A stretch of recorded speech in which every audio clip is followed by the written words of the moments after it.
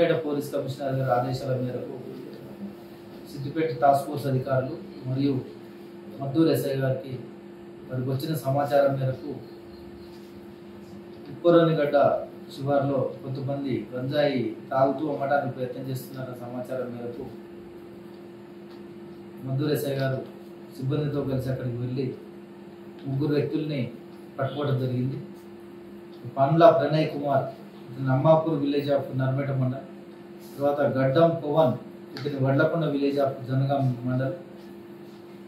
వీళ్ళిద్దరూ electrical work చేస్తూ హైదరాబాద్లో వీళ్ళ గంజాయి తాగడం అలవాటు అయిపోయి వీళ్ళు వాళ్ళకు చేసే పనిలో డబ్బులు సరిగా సరిపోనందున గంజాయి అక్కడ తాగి అక్కడ తీసుకొచ్చి ఇక్కడ గ్రామాలలో అమాయక యువకులకు అమ్మినట్లయితే ఎక్కువ డబ్బులు వస్తాయనే ఆశతోటి హైదరాబాద్ నుంచి వాళ్ళు గంజాయి చిన్న చిన్న ప్యాకెట్లను తీసుకొని వచ్చి ఇక్కడ ఉన్నటువంటి యువతకు గంజాయి అలవాటు చేస్తూ అమ్మే ప్రయత్నం చేస్తున్నారు.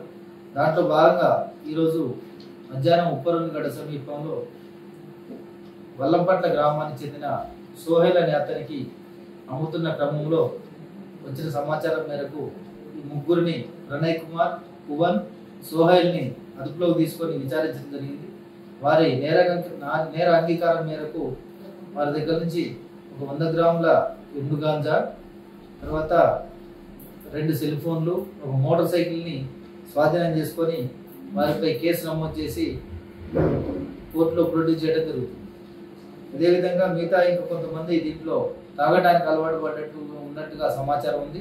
వాళ్ళందరినీ కూడా త్వరలోనే వాళ్ళ అదుపులు తీసుకుని వారిపై కూడా చట్ట ప్రకారం చర్యలు తీసుకోబడతాయి. ప్రజలందరూ ముఖ్యంగా యువత తల్లిదండ్రులు ఈ పిల్లలు ఎడిదిరుగుతున్నారు, ఎవరితో స్నేహం చేస్తున్నారు, వాళ్ళ ప్రవర్తన ఏముంది, వాళ్ళ ఆరోగ్యం ఎట్లుంది పరిశీలించి గమనిస్తూ ఉండి వాళ్ళు ఏమన్నా తేడా అనిపిస్తే వెంటనే పోలీసు వారికి తెలియజేసి ముఖ్యంగా వాళ్ళు గంజాయి బారిన పడకుండా వాళ్ళ ఆరోగ్యాలు మంచిగా ఉండి వాళ్ళ భవిష్యత్తు మంచిగా ఉండేదానికి వాళ్ళు కృషి చేయాల్సిందిగా కోరుచు, గ్రామాలలో ఎవరైనా ఇట్లనే వచ్చి యువతకు గంజాయి అలవాటు చేయటం అమ్మడానికి ప్రయత్నం చేసిన వాళ్ళ గురించి సమాచారం ఏమైనా ఉంటే వెంటనే పోలీసు వారికి తెలియజేసి మద్దూరు ప్రాంతాన్ని గంజాయి రహిత ప్రాంతంగా చేసే క్రమంలో పోలీసు వారికి సహకరించవలసిందిగా కోరుతున్నాం.